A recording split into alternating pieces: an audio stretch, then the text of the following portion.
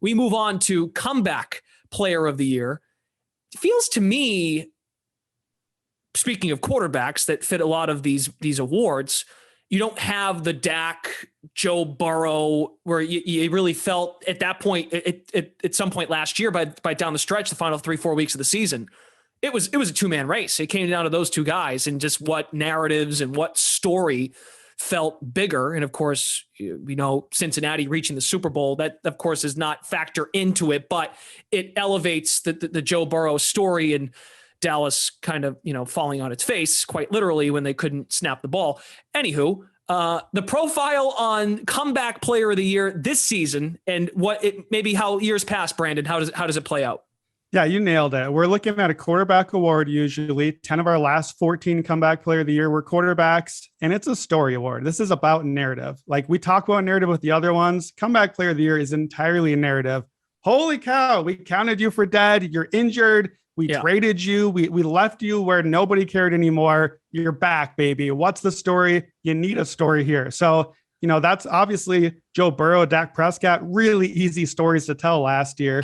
I agree. The story is not quite as easy this year. But one other thing I did note here, most of these comebacks are from injury, pretty major injury usually. So 10 of our last 14, I would qualify as coming back from some sort of injury. And you got to win. You can't just be a fun story.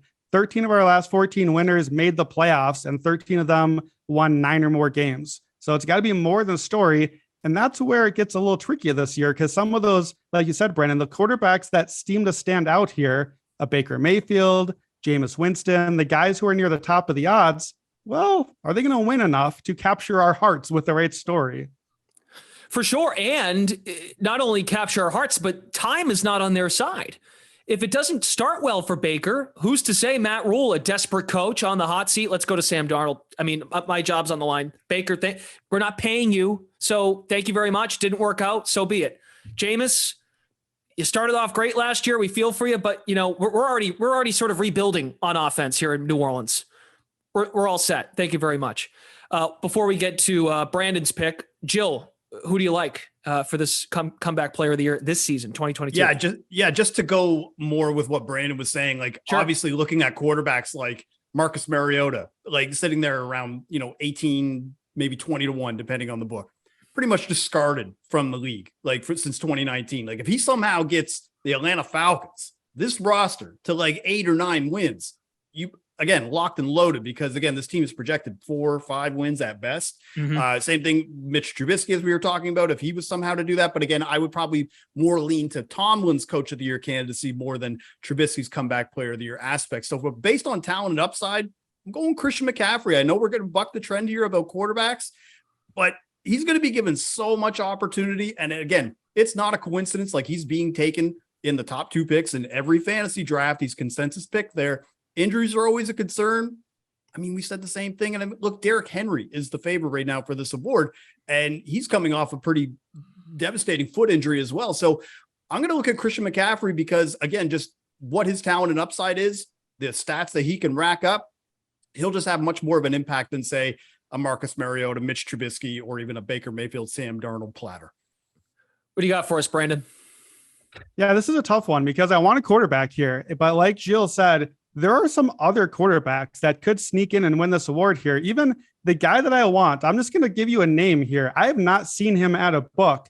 I want Matt Ryan. Show me some Matt Ryan odds. I know the dude did not get injured. He basically never has, but he kind of fits the profile of a past winner where we gave up on him. We traded him away, but the Colts are in that pretty easy division.